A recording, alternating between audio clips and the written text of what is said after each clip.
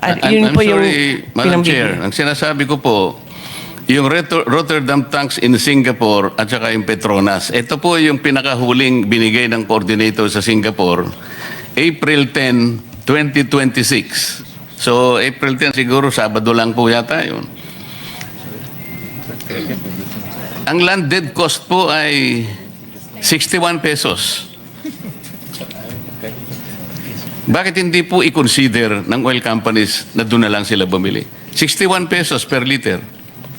Yes, Ngayon po kasi ang presyo na ninyo ay 111 per liter. Paano po natin i-justify yun?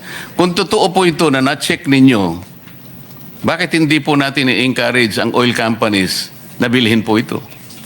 Sir, we have checked also through PNOC and Bakit po sa walang- PNOC kayo nag-check? Ang sinasabi ko po, these are independent data. Ibibigay ko uli po yung sulat po ng coordinator sa Singapore sa ating chairman at itinuturo pa nga niya rito kung paano po yung gagawin. Ito po yung kanyang sulat eh.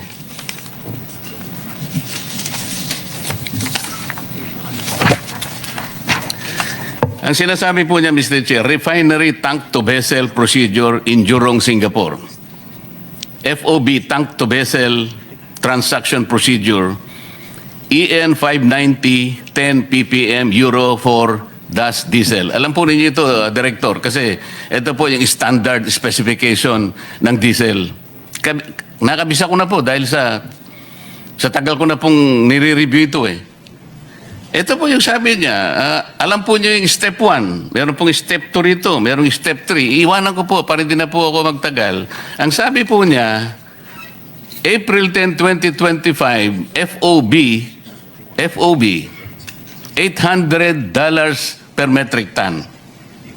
O, meron po siyang 15 idadagdag po natin ang $15 per metric ton. Shipping cost po yun. At saka yung maps ng Singapore, 1.71. Makukwenta po ninyo 42 pesos per liter lang. Isama po ninyo lahat ng local cost natin na 19 pesos per liter. Babagsak lang po siyang 61 pesos per liter. O ba't hindi po natin bilhin yun? Ano po ang... Director Abad, sinubukan mo na ba talaga? Chinek mo eh. At nakita mo, sabi mo, maganda po. Talaga namang maganda. Bakit naman hindi? Last week, habang tayo nag-uusap, March 25, nag-average po ng 45 pesos to 50 pesos per liter. Ngayon po, ito, manageable pa rin, 60 pesos. Director Abad.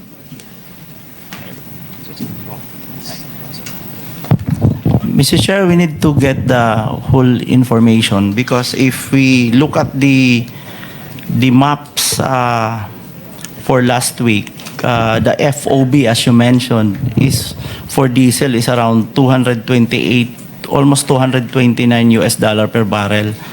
Now, we need to get if this difference, kasi parang ang estimate niyo po, sir, nasa 70 plus lang $ per barrel yan. So, definitely that's it's almost the miracle amount if that is the, and that will be that will really help us if that will be the import price as compared to what we have now in maps at, Director, at magmula nung 229. March 25,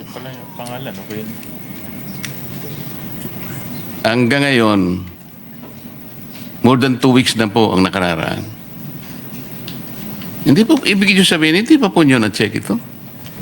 Mr. Chair, we need to get the contact number of the trader because as mentioned by the Secretary. Iniwan ko nga po yung contact sa chairman eh. Ang totoo yung, alam po ba niyo yung contact na yon?